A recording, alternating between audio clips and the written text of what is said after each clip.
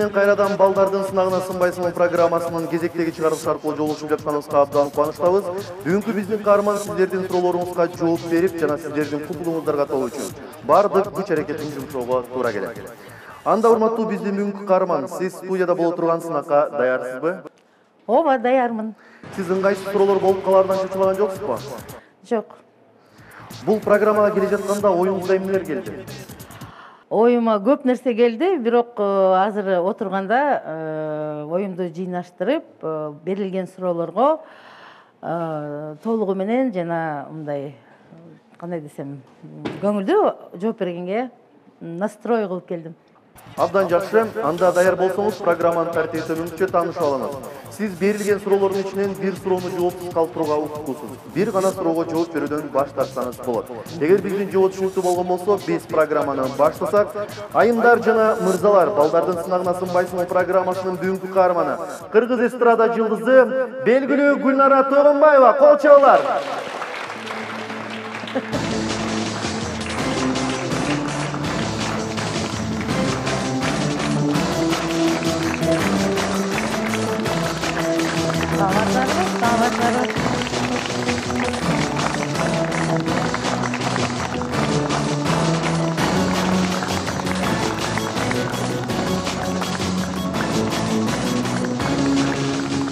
Чоң рахмат. Анда биз коомдук каналда балдардын сынагына сынбайсың программасынын баштасак, Гүлнара айым, биз программанын баштаардан мурда сиз өзүңүз жөнүндө айтып беришиңиз шарт. Ал үчүн сизде болгону 1 мүнөт убакыт бар. Анда даяр болсоңуз кет. Мен Гүлнара Тогонбаева, силерге жакшы таанымал элемин деп ойлоймун. Кыргыз эстрада ырчысы. Төрөлүп өскөн жерим бул Аксы, Кербен. Ошол жактан мектепти аяктагам. Андан кийин болсо Фрунзедеги политехникалык институтту аяктаганмын. Жакын арада, мына 3-4 жыл болуп калды, президенттин алдындагы башкаруу академиясын аяктадым. Көптөгөн ырларды ырдап жүрөмүн. Алардын ичинде өзүм деле чыгарган, музыкасын чыгарган ырлар бар. Көптөгөн ырлардын идеясын өзүм жаратамын. Клиптердин деле идеяларын, сюжеттерин өзүм ойлоп табамын. Дагы эмне десем, кичинекей кызым бар. Бактылуу энемин азыр. Дагы эмне? Бул үчүн чоң рахмат. Калган маалыматтын баарын биз азыр балдар берген суроолор аркылуу алабыз.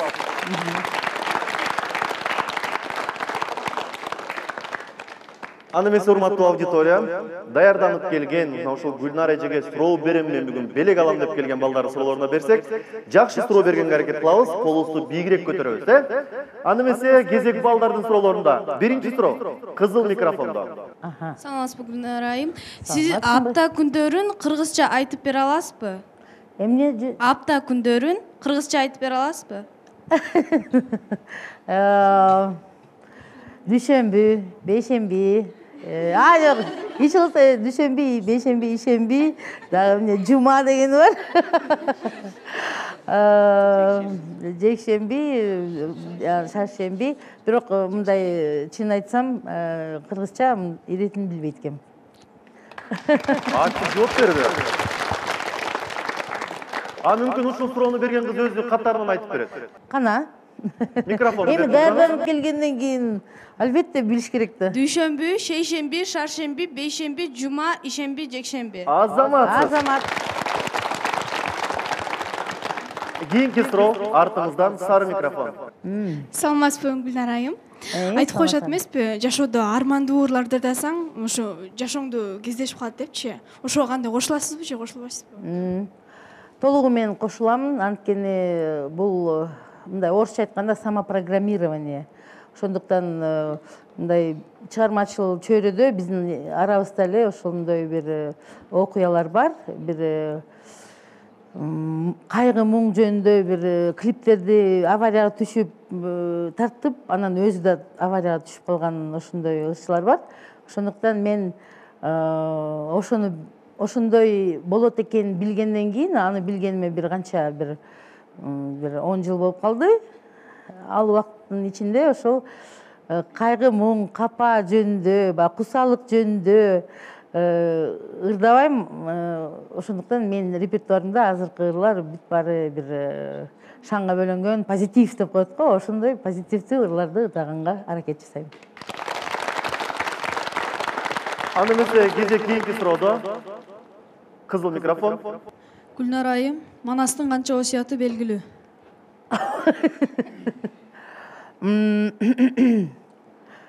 Ынтымакта жашагыла дегени.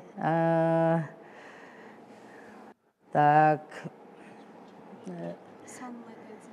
Санын менимче 7 осуяты бар,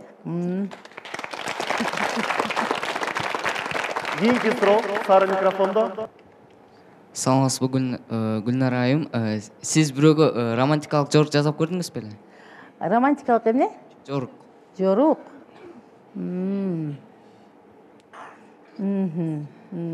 Эми силердей кезимде жасагандырмын. Мектепте окуп жүргөндө, студент болуп жүргөндө.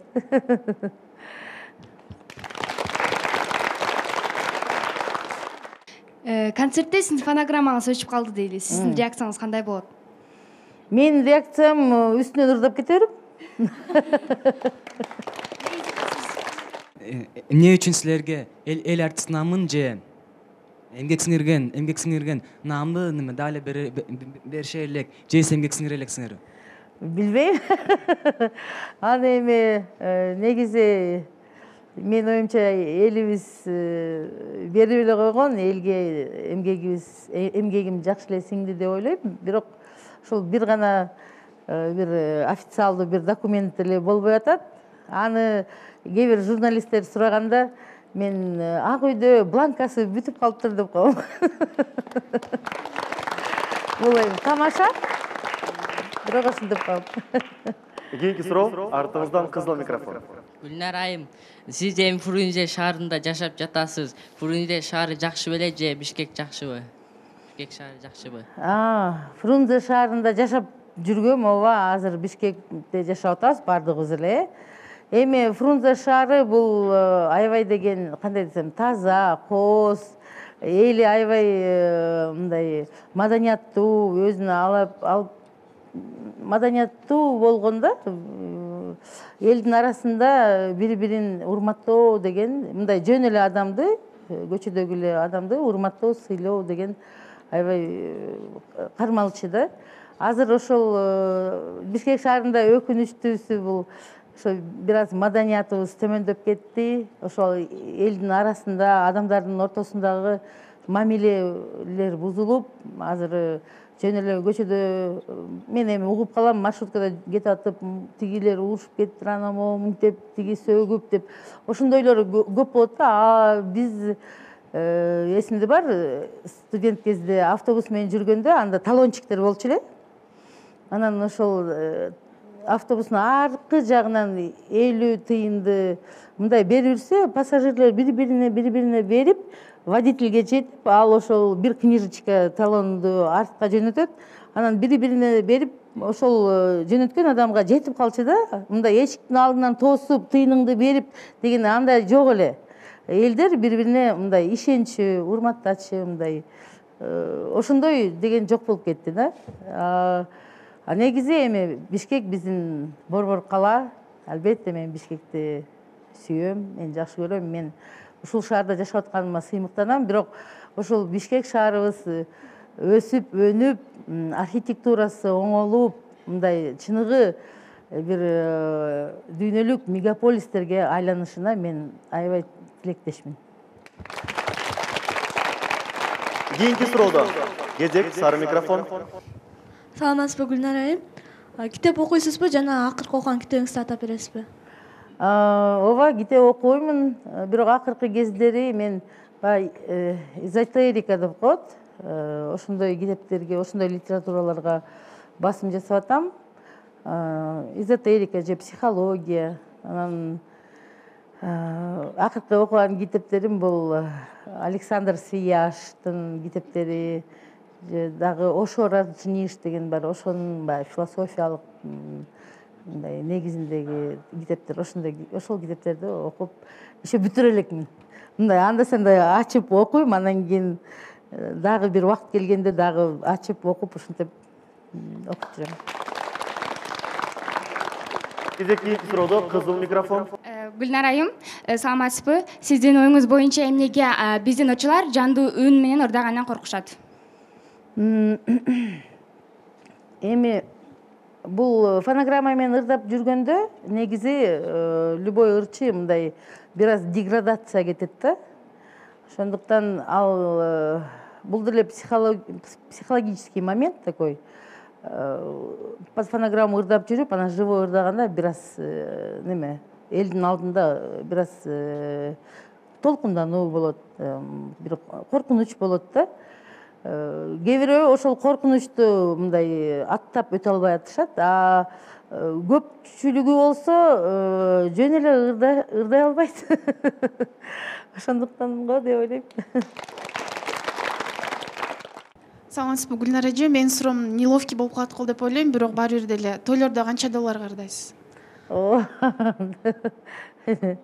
Чынын айтайынбы же чындыкты айтайынбы? Кээ бир тойлор бар, бул биздин ошол эле досторумдун же туугандарымдын досторунун же ошондой тойлор болуп калат. Ал жерде жөн эле баягы артисттердин арасында рахмат той деп коебуз. Ошондой рахмат тойлор деле болуп калат, андайларга да катышып калабыз. Анан мындай ырдап чыкканда 300дөн 500 долларга чейин. Рахмат. Кезекти суроодо артыңыздан кызыл микрофон. Саламатсызбы, Гүлнар айым. Мен кийинки суроом ошо, эгерде биздин мектепке сизди конок болуп кеткиле десе, жана акыркы коңгуроо конок болуп бекер ырдап бересизби? Макул, чакыргыла, келип берейин.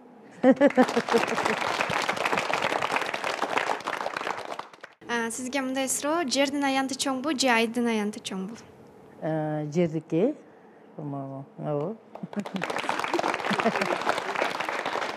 Кийинки суроо.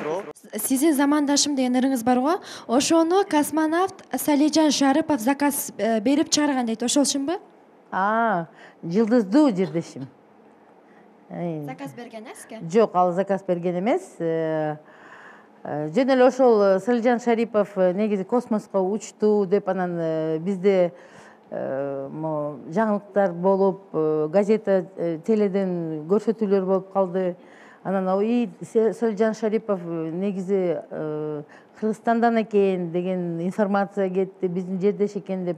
Анан ошондо мен кандай десем, мындай ой кетти да.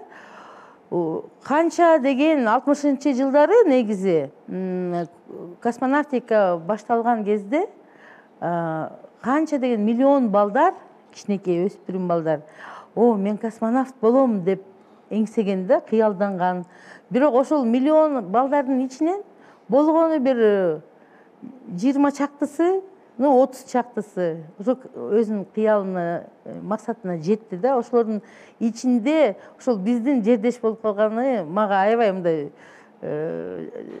кандай десем, сүйүндүрдү да, сүйүндүрүп анан өзү негизи Гагарин учуп чыкканда ошо Гагаринге деле арналган ыр болгон да.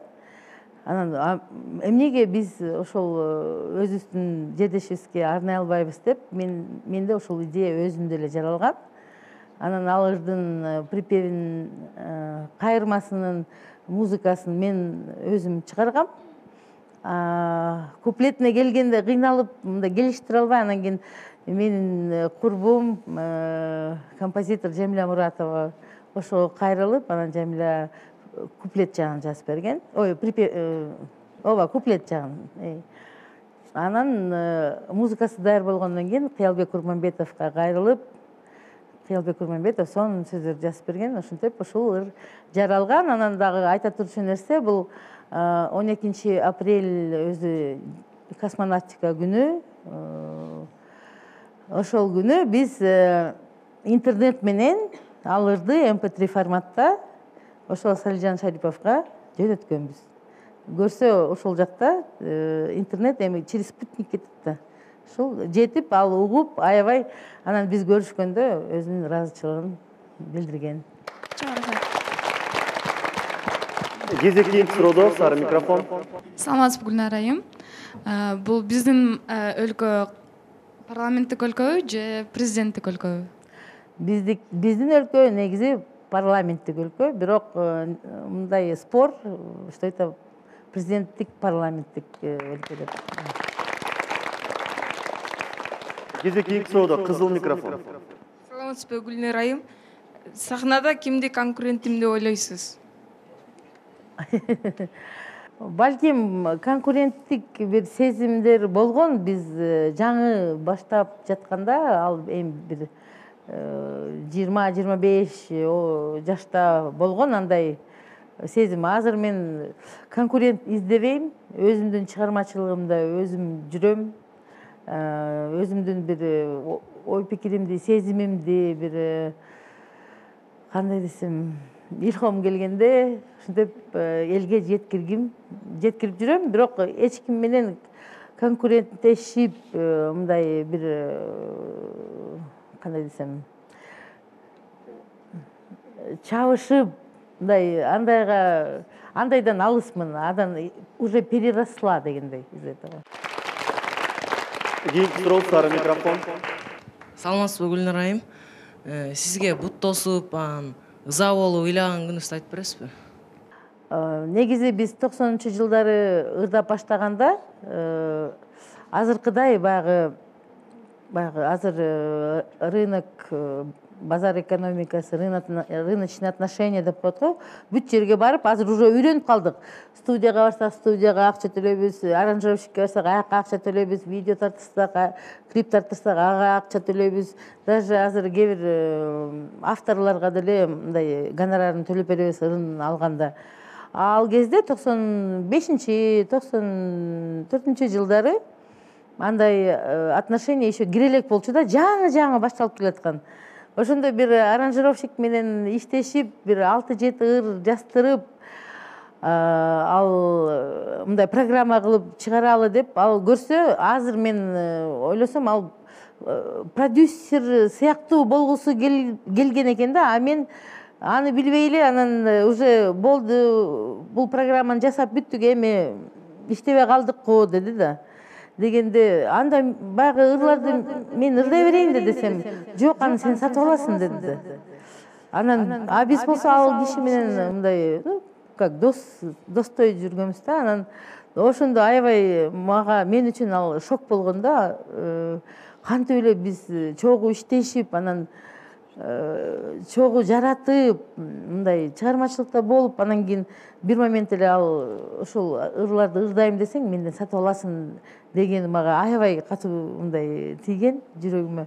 Ошондой бир ыйлаган эмесимде бар. Рульда отурган айымды шылдыңдоо жана анекдотторду көп угабыз да бизчи. Сиз машинага канча жыл болду отурганыңызга жана ошондой анекдоттор кандай карайсыз? Мен негизи машина айдаганыма бир 5-6 жыл болуп калды. Хотя праваны көп жыл эле мурун алгам, окугам. Права алганда мындай по-честному барып, сабакка барып, экзамендерин по-честному тапшырып, анткени рульда отурган бул чоң жоопкерчилик. Жоопкерчилик өзүңдүн жашооңдун алдында, анан машинаңда бирөө отурса, алардын өмүрүнө жоопкерчилик да чоң. Ошондуктан окуп, бардыгын тапшырып, анан мен айдаганда рульда өзүмдү жакшы эле айдайт деп ойлоймун. По крайней мере, интеллигентно деп коет го. Мындай башка шоферлорду, башка автолюбительдерди кичине мындай сыйлайм да жолдо. Ошол аялдар жөнүндө анекдотторду укканда, алардын ичинде ооба бир 70% туура деп ойлойм. Анткени анда-санда жолдо баратып мындай бир башкача айдап кетип аткан бирөөнү көрүп каласың да. Жолдо деле өзүнүн эрежеси бар да, бир башкача айдап кетип аткан машинаны көрүп, анан ошого жетип мындай карасаң, бир аял же кыз отурган болот да. Анан деп коесуң.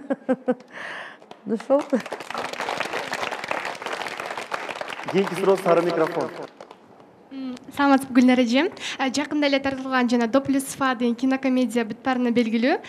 Жана ошол жерде мага сиз эң мындай натуралай ойноп бердиз да. Жана ошол жерде мага жаккан үзүндүсү бул минимум за олигарха деген жаккан болчу. Жана болсо эми сизге ошол дальнейшем эгерде бирөө предлагать этсе, ушундай кинолорго сниматься этиңиз деп, актриса болуңуз деп, кандай мындай каарманды тандамаксыз? Негизи мага ушул кинодо тартылган аябай жакты. Анткени негизи кинонун кандай десем, жанры бул музыкальная комедия да. Ошо комедияда тартылганга мен даярмын. Бирок жакшынакай жакшы мааниси менен мындай драматический кино болсо деле тартыла берем. 5 сомдо жана 20 сомдо кимдин сүрөтү бар? 5 сомдо Бүбүсара Бешеналиеваныкы, 20 сомдо Асыркырбачы. Токтогул Турбаева. Токтогул эмеспи? Тоголок болду. Абдан күлкүлүү болушу тоголок болду. Амына ушундай күлкүлүү жооптон кийин биз балдардын сынана сынбайсыңбы программасынын биринчи танапчысынын акыркы суроосуна берсек, сары микрофон. Саламатсызбы Гүлнар эже. Сиз акыркы жолу качан троллейбуска түштүңүз эле, баасы канча? Баасын билбейм. Азыркы баасын. Акыркы жолу бир Алматыга баргам. Канча болду? Бир 6-7 жыл болуп калды. Ошондо бир троллейбуска түштүм. Бирок Алматыда, башка шаарларда мындай эркин жүрө берем. Мага мисалы жагат общественный транспортко кирип отурган, бирок бул шаарда, Бишкек шаарында андай кыла албайм. Баасы 8 сом. Рахмат. Аны эмес, урматтуу көрүүчүлөр, балдардын сынагына сынбайсың программасынын биринчи кыска танапчысы. Бир аздан кийин кайрадан жолугушабыз.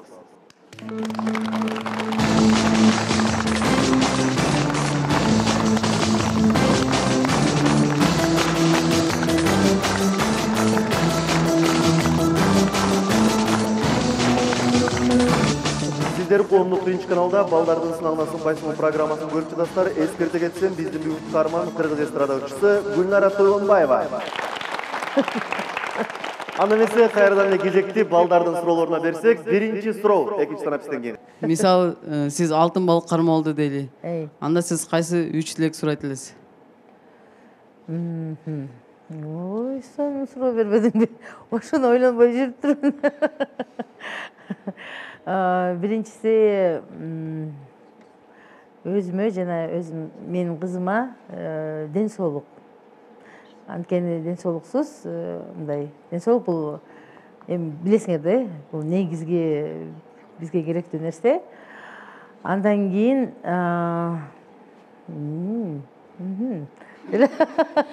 эмне сурасам?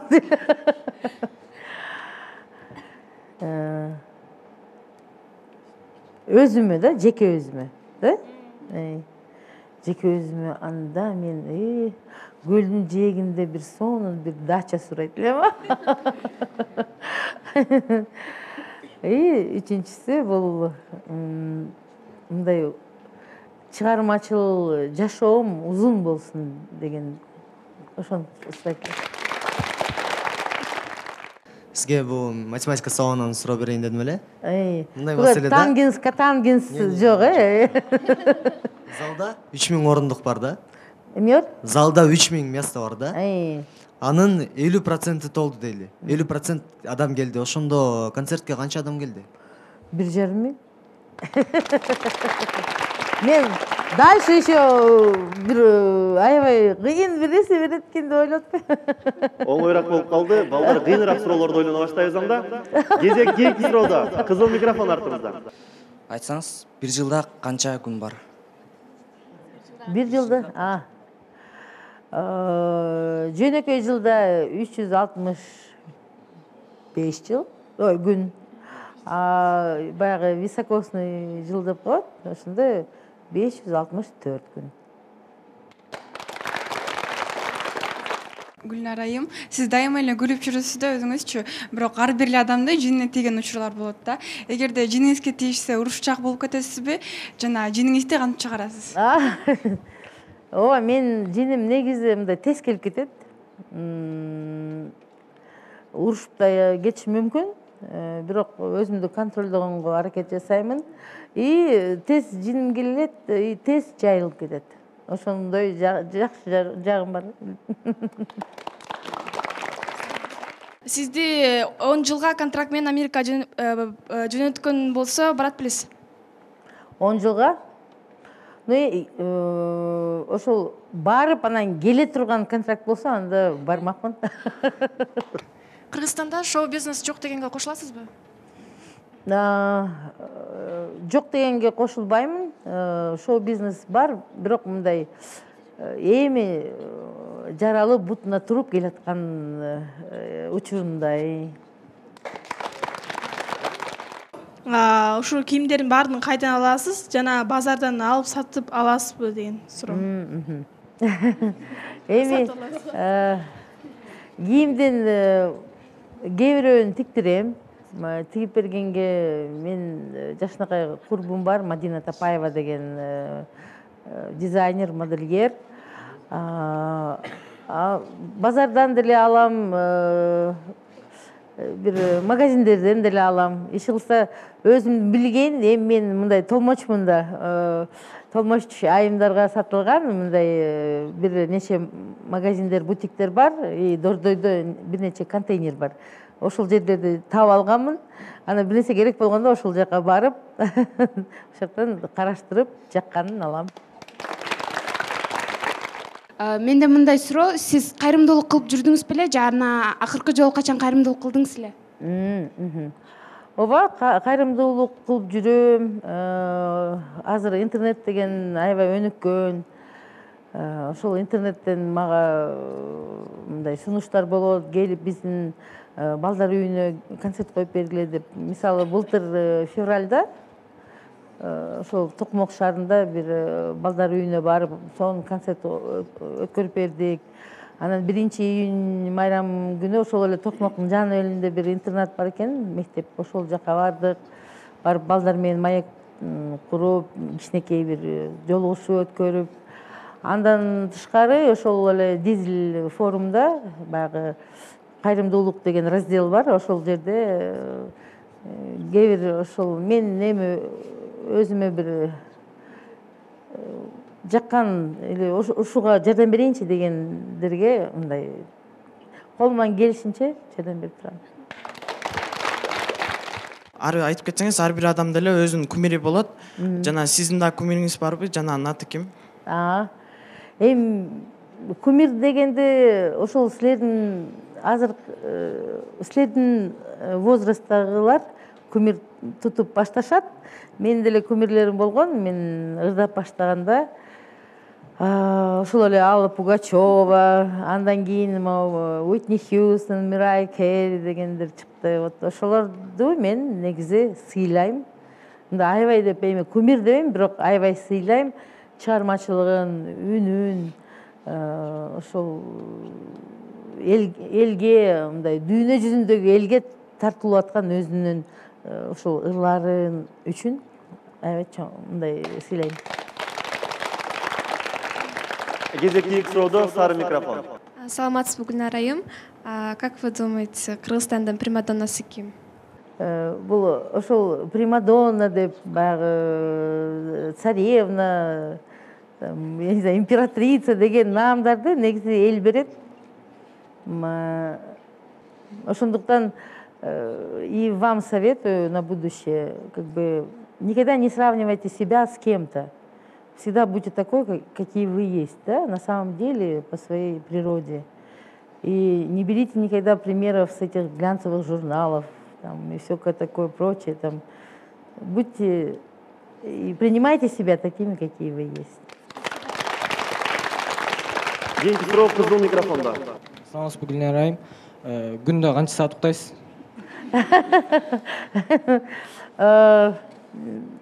Саат бирлерде жатам. Мен кеч жатып, кеч турган инсанмын негизи. Бирлерде жатып, саат бүгүн 8-де турдум. Канча болот ошондо? 6 саат уктап турдум. 7 саат. Сиздин сахнада эң жакын курбуңуз ким? Сахнада жакын курбуларым мындай көп эле. Негизи бирок анын ичинен белгилеп кете турчу коллегаларым, курбуларым бул ошол эле Жамиля Муратова, Гүлнур Сатылганова, Гүлнара Кахарова, Асель Турдалиева. Ошолорду белгилеп кете алам. Сиздин канча ырыңыз бар, так санап бере аласызбы? Мен санап көрбөп турмун, санаганга көп деле мындай умтулбайм. Анткени мындай жаралып кете берсин деген ойда. Анан мына меники 25 жыл болду, эми 26-сын жастырам, анан 27-син жастырам деген бир неме санабайм иш болсо. Балким бир күн келер, кечирээк келсин, отуруп, кана санайынчы деп санай турган күн келер. Азыр мындай санап, өзүнчө ага бир мындай чекит койгондой кылып санагым келбейт да. Пусть будет всегда это продолжение. Чоң рахмат. Ана эмесе Гүлнар айым, мен тараптан сизге бир суроо. Биздин белгилүү эстрадачыбыз Гүлнар айым деги эле жашоосунда баш айланткан сүйгө душар болду беле? Сүйөтүндө канчалык деңгээлде күйүп көргөн? Ой. Сол бир вопрос ушудан мен баш тартайынчы. Демек, сиз бүгүнкү биздин программанын тартиби боюнча бир суроого жооп берүүдөн баш тарттыңыз, сиз өзүңүздүн укугуңузду колдондуңуз. Мындан ары сиз баш тартканга укугуңуз жок. Анда эмесе кезек кийинки суроодо. Кызыл микрофон. Азыркы учурда жаштар интернет аркылуу таанышып, жана өздөрүнүн сүйүүсүн билдирип жатышат. Сизге ушу интернет аркылуу сүйүүсүн билдирген жигиттер болду беле? Ооба болгон, жазышып турат, ар кандай адамдар бар да эми интернетте. Бирок интернетке мындай 50/50 да, насколько веришь, настолько нужно где-то не доверять дегендей. Поэтому ошондуктан мындай интернет болобу иш кылса, ошо жашоодо ошол киши менен мындай көрүшүш керек да. Ошондо баардыгы түшүнүктүү болот. Чоң рахмат.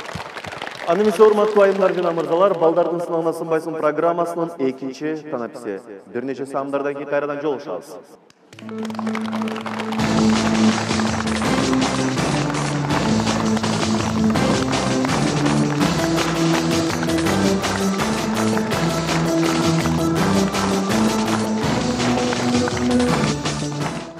Урматтуу Гүлнар айым, көрдүңүз, сизге балдар аябагында көп суроо берди. Мына ушул учурдан сиз да пайдалансаңыз болот. Балдарга деген сиздин бир сурооңуз болсо керек. Келиңиз, балдарга бир суроо бериңиз. Келечекте ушул Кыргызстаныбызды кандай акыбалда көргүңөр келет? Менин оюм боюнча жакшыны ойлосоң жакшы болот эмеспи?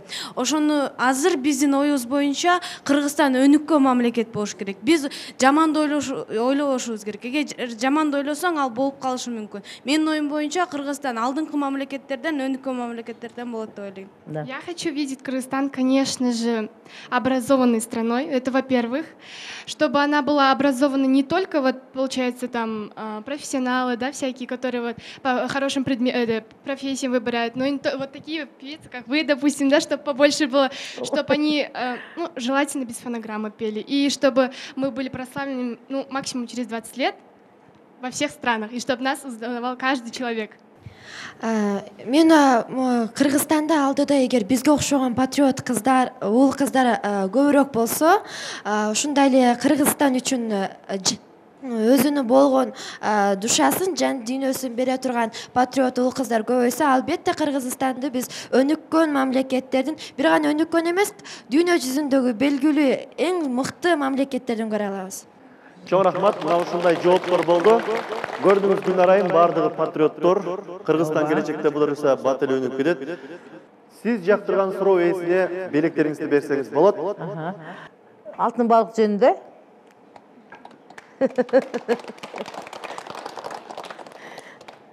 Так. Мына бул сага. компакт-диск и мо плакат.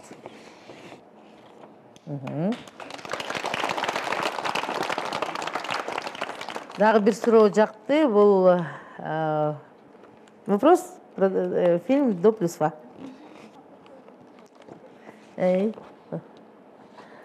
Болчабыз, бүгүн ушул кулакташыңарды менен Ошол чоң рахмат, жакшынакай суроо даярдап келиптирсиңер. Анан мен деле жетишинче мына алып келдим плакат, аны азыр көрсөтүүдөн кийин силерге таратып бергенге. Чоң рахмат, анда эмесе Гүлнар айым. Балдар менен коштошуңуз, мен сизди кайрадан босогодон күтөм. Бүгүнкү даярдап келген суроолоруңар үчүн чоң рахмат. Аябай жакшы маек болду. Анан ошол менин берген суроомо жакшы жооп бердиңер, ошого мен ыраазымын. Ар бириңерге окууңарга чоң ийгилик жана келечекке коюп аткан максаттарыңарга мындай жеңил жолу менен жетип алышыңарга мен тилектешмин. Кол чалар менен узатабыз.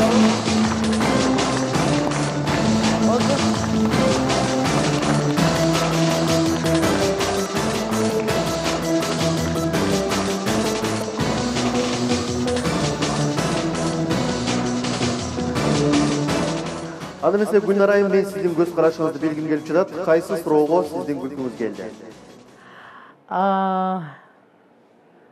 Сиздин суроого. Баш айланткан сүйүүгө, аябай кабылып кыйналган экенсиз, жооп бербей койдуңуз. Урматтуу Гүлнар айым, бүгүн сиз 41 суроого жооп бердиңиз. Бул чек эмес, дагы чакырсак келесизби? Келем. Сөз түрдө биз чакырабыз. Анда эмесе урматтуу аудитория, келиңиздер. Эми сиздин ой пикириңиз калды. Бүгүн Гүлнара Тойгонбаева сиз берген суроолорго так жана туура жооп берди деп ойлойсуздарбы? Сиз абдан позитивдүү адам экенсиз жана суроолоруңузга жооп бергениңиз мага абдан жакты. Сизге ыраазымын. Менин оюмча бул искренне жооп берди да Гүлнар эжечи. Көпкө ойлонуп отурбай кантип жооп берсем балдарга жагат, ошондо туура болот деп ойлобостон дароо эле жооп бергени мага абдан жакты. Өзүмдүн суроомо канааттанган жокмун, себеби кыргыз болгондон кийин бул апта күндөрүн билүү ар бир кыргыздын милдети деп эсептейм. Анда эмесе Гүлнар айым, мынекей сиз балдардын ой пикирлерин уктуңуз. Бүгүнкү программаны жыйынтыктоо үчүн сөз кезеги кайрадан сизде, ал үчүн сизде болгону 30 секунд убакыт бар. Негизи бул программа аябай кандай десем, бир башкача экен. Өзүнчө бир жакшы атмосфера түзүлүп, балдар менен сон бир маек болот экен. Ушул программаны чыгарып аткан топ, коллектив, силерге чоң рахмат. Дагы чакырсаңар. Эскерте кетсем, бүгүнкү балдардын сынынан кыргыз эстрада ырчысы Гүлнара Тойгонбаева өттү. Биз сиздер менен коштошобуз. Кайрадан кийинки программада дагы бир кызыктуу инсан менен жолукканча аман туруңуздар.